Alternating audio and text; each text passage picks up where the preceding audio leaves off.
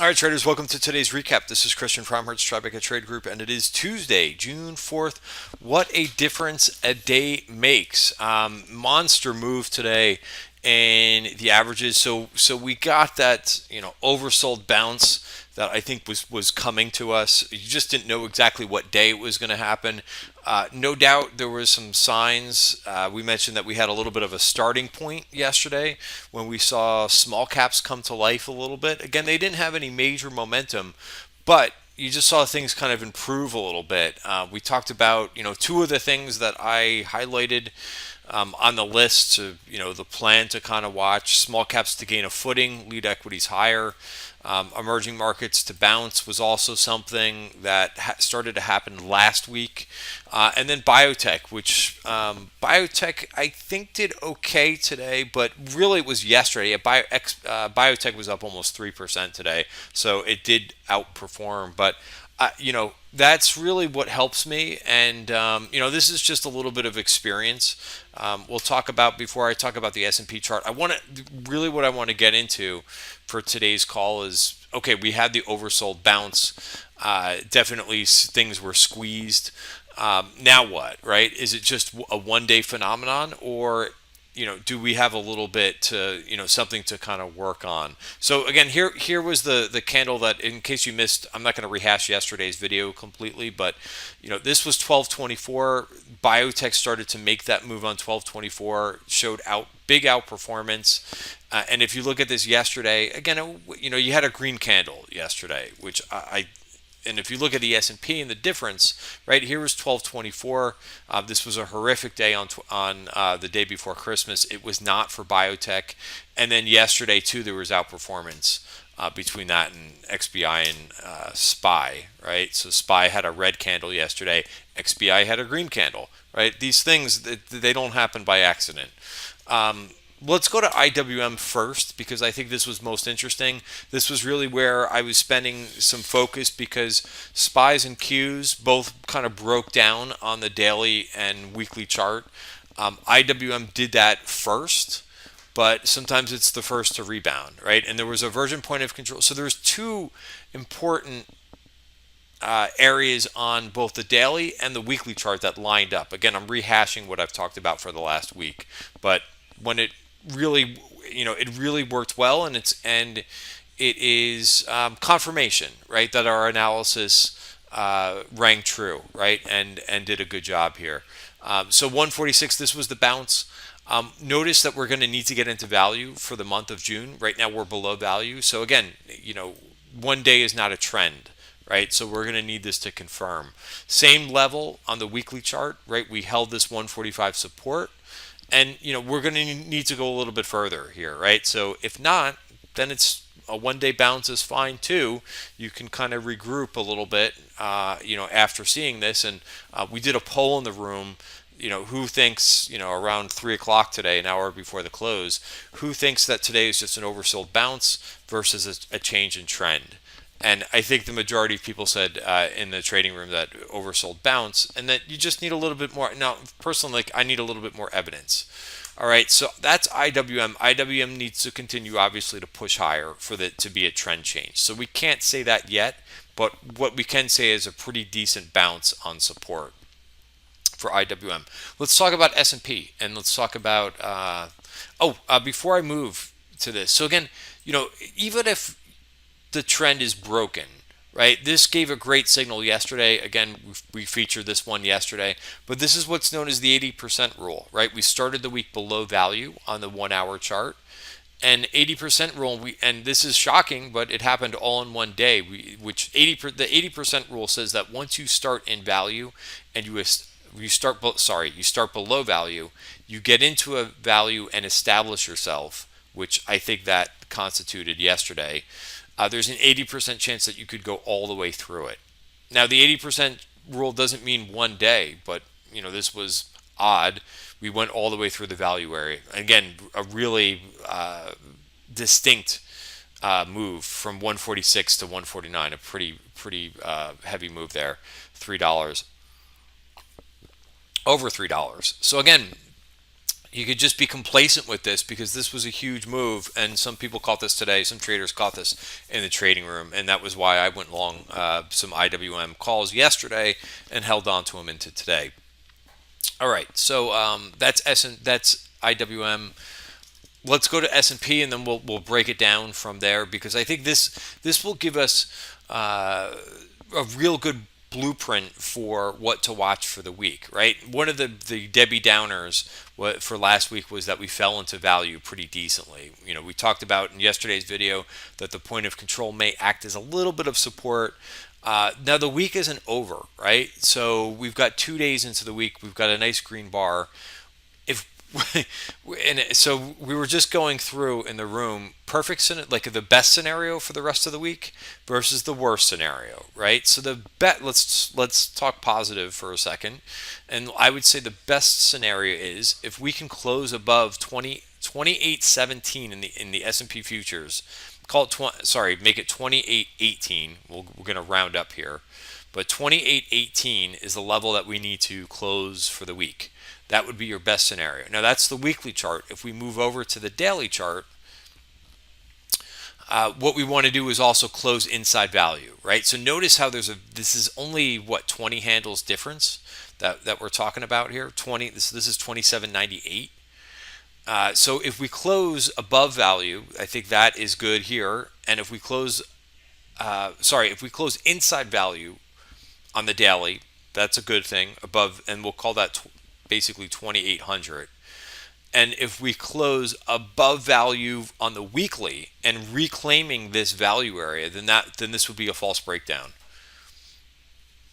And again, so perfect plan for the rest of the week is to see what happens. And I would get much more bullish if we manage to close above 28. And again, that's not that far from here. We're only talking about 13 handles, which the way that we've been moving, it's really nothing. So if we close above 28.18, the uptrend is back in place. Now, if it doesn't, then you know that we've got issues, right? And you have to be patient with this whole market move. All right, so that's a great blueprint for the week to watch, and some nice levels. Now let's move over to the Qs. On the weekly chart, again, it's not going to be much here. It's about less than $2. So with a quick math in my head, that's about $1.30 in the Qs. We're going to need to close above 176.19. Again, that's the best scenario, is that we close above there. And for the daily, 170 as my chart is adjusting, so that's 176.50 on the daily chart. So if we close inside value for the month of June, I think it's 176.62 is what Thinkorswim is telling me. So I'll say that again, 176.62. I think that's a little bit higher. Yeah, so that would be up here.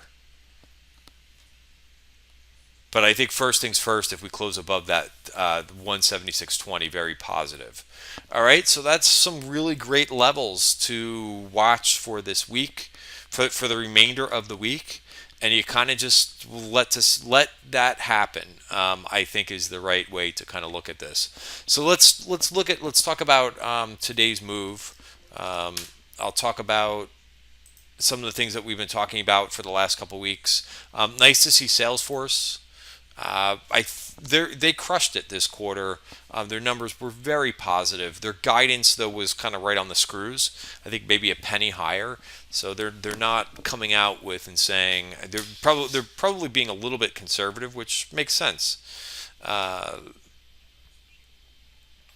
Which makes sense for them to do that in this environment, I think, anyway. So I'll be listening to the earnings call later and listen to what they say. It is always, and I think, of course, the video is for information purposes only, not giving any advice or recommendations. But I will say one of the most important things, if you really pay attention to individual names, is to listen to some of these conference calls. You really get a good sense of just listening to management about what their prospects are for the rest of the year, if they're enthusiastic or if they sound like monotone and not excited. That really goes a long way, I think. So that's something to listen to in today's earnings call if you get a chance to. And then, of course, the Q&A session is really important as well. So Salesforce, this will be good for this group. I think software, which wasn't the best performing group, but that's fine. I think after we talked about how the market generals, the software group got hit yesterday, they don't once they get hit like that, you don't always see like a rubber band snap back. What did perform well today? And again, this is from this what I'm showing you is percentage change from the open, something that I've been talking about for a while. What I like to see is buyers come back in. Something that we really haven't seen in the last 2 or 3 weeks is positive performance after the open. Well, we got it today. And mostly in some of the really beaten up areas. So SMH semis up 2.5% from the open. And these are big numbers. Transport's up 2.4%. Metals and mining up 2.4%. A lot of steel did pretty well today. The Internet ETF that did fine. If I didn't say banks did really well. What didn't perform well or didn't rally after the open? All the defensives, right? So again, for the day, one day is not a trend, but for the one day, I don't know if you could have expected anything better than today, with the consumer staples, utilities, and REITs lagging a bit. The other thing, and I'm going to talk a bit about bonds, but bonds did just about the mirror, oh, maybe not the exact mirror or inverse relationship, but bonds did sell off. Again, I think that's very good. What we've been seeing over the last month is bonds, money going into bonds and money coming out of equities. So looks like that changed a bit today. And out of the performance, it looks like Qs really outperformed the best today from the open. And really kind of picked up at the end of the day. So let's talk about a couple ratio charts. Let's look at some other areas of the market that may either confirm or diverge. So let's see what we got, right? So the first things first, I've been talking about small caps. The small cap performance relative to S&P really didn't win any awards this week. Slight uptick, right? I would like to see this more. I would like to see IWM continue to outperform. Why? Because I think IWM is a leading indicator. Let's look at a couple things that got very scary yesterday. Credit spreads.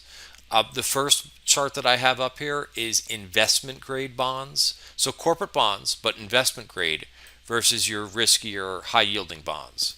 Right? So look at what happened. They actually went higher than December. But look at them. The spreads come in, right? Which is bullish that this happened today. So again, one day not a trend, but really sharp move back. And then if you look at this, so again, that's LQD versus HYG. Now, if we look at it with treasuries, and I'm using IEI again, matching durations. But this, first of all, never got as bad or as extreme as last December. And look at this come in pretty decently. So again, definitely something if you're bullish that you want to see. What about the VIX? What did the VIX tell us? This was something that was showing divergence last week as the VIX was not making a new high versus the price action that we saw in the S&P. So this is starting to move down. Down 10% today. Again, look at the difference between where we were, where we are now versus where we were in the beginning of May, right? That's not confirming that we've got a lot of volatility as where we were in the beginning of May, right? So that is a bullish divergence, and we'll see if this needs to keep coming down. Obviously, we closed just in the 16 handle, just below 17. So we'll see if that continues to get below the 200-day moving average. What else? Bonds, right? We talked a little bit about what could possibly happen in bonds for the remainder of the week. We did not take out this virgin point of control.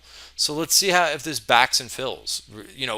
I talked about possibly a bull flag that could be one of the outcomes. But remember, that takes a little while to form. So we'll just, we'll keep an eye on what these bonds do for the rest of the week. That could be a tell in regard to what we were talking about with the levels to watch in the S&P and the NASDAQ small caps. What just to go through a handful of names. I'm not going to go through a ton of single stock charts because we are doing our member chart forum tomorrow, and I've got a guest coming on with me tomorrow, so I'm looking forward to that. But that's where we take we go over the chart analysis, some choice charts. And then we start to really dig into some individual names, and every week we've been doing this.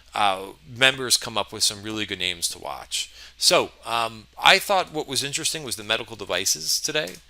Just something a little bit different. This is IHI. I thought Abbott was really interesting today. Abbott closing back above the 50-day moving average. I thought Tandem, which we talked about in the weekend newsletter. This was a chart setup that I sent out on Sunday. I actually took this trade. We saw a big call spread that went up on Friday. So I took that trade today. Was looking for that confirmation and got it today. We're closing above value. Your support is now 68.86. I could go on with charts for a long time, but I think Disney looks pretty good too. So real nice move there. What else do I have on my list? Zscaler, beautiful day today. Bounced where it needed to on the bottom of support.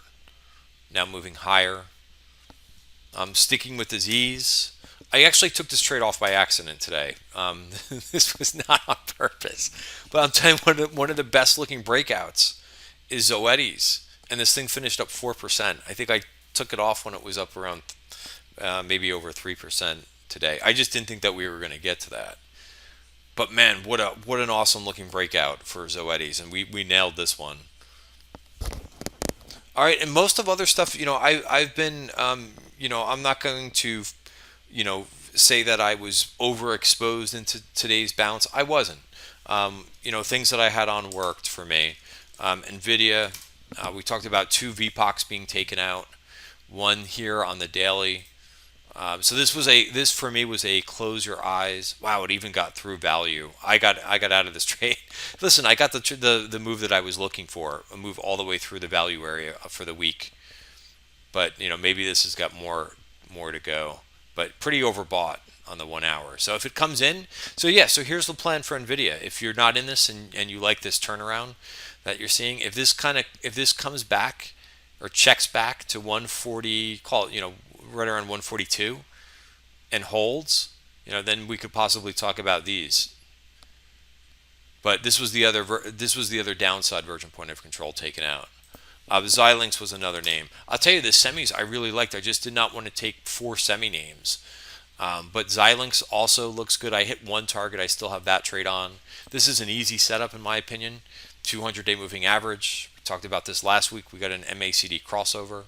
Sticking with the semis. Probably the best one. And I mentioned in the room yesterday that I just can't put on 3 or 4 semi names. I just think that that's not a smart move. So I said, hey, if you're not exposed, AMD, great move. And then another one that I really like is MRVL, which I got out. I got stopped out on this candle, which is great. No, maybe I'm sorry. I think it was this candle. I said, hey, I honored my stops, but look at this, and there was some call buying in this one today. But look at that. I mean, that's gorgeous. That's a really nice move, right? I mean, and it just takes away all this action that we saw for the last month. It's unreal how quickly charts can change. And again, that's the confirmation that I've been saying over and over and over. Wait for it, because again, we just don't know, right, how things are going to work. So you wait for that confirmation, unless you have some other type of information. Some names, I mentioned this saw call activity, some other names that I saw call activity. I mentioned this was also Snap is a tough name, I think, because it's been such a dog for a while, but it's actually been performing really well. I mentioned on the private Twitter feed that you kind of have to cover up the symbol and just look at this pattern. But this thing finished up over 10% today. And it kind of does look like some type of cup and handle. Cup, handle, and bang. Tesla saw some big calls today. Uh, Oops, that's the wrong symbol. Again, a really beaten up name, up 8% on the day. Big move from the lows. So again, some of these names, right? I mean, you could play this. I mean, this isn't a big downtrend and probably was worthy of a bounce. This is not retaking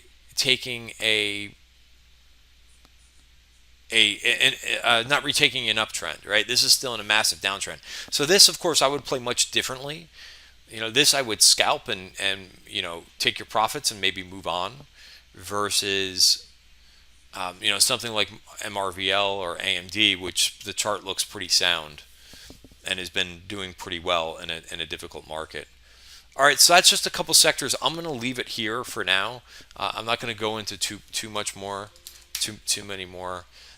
These FANG stocks, they're still, I think, a work in progress. Netflix was the best out of this group today, but that's okay. There's plenty of other names, and let's face it, the FANG stocks haven't been performing well all year long, or have not exhibited market leadership all year long. 2019, none of them have come out and made all-time highs, right? So that is not market leadership.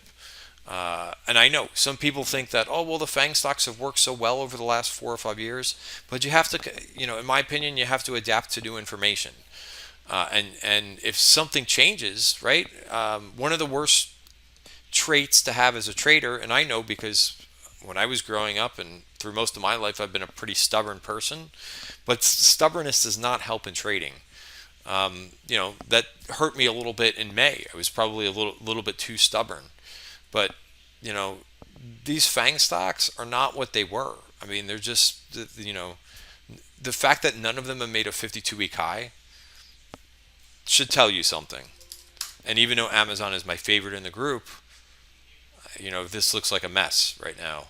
Still below the 200-day moving average. All right, so that's enough. We're going to go through chart form. If you're not a member of Tribeca Trade Group, you can go to tribecatradegroup.com. We're kind of taking one day at a time and trying to provide the best analysis out there, and I think we're doing a really good job in a tough environment. We're shining in a tough environment. So thanks very much for watching. Have a great night, everybody. See you tomorrow. Hope to see you in the room and in the chart form tomorrow after the close. Have a great night, everybody.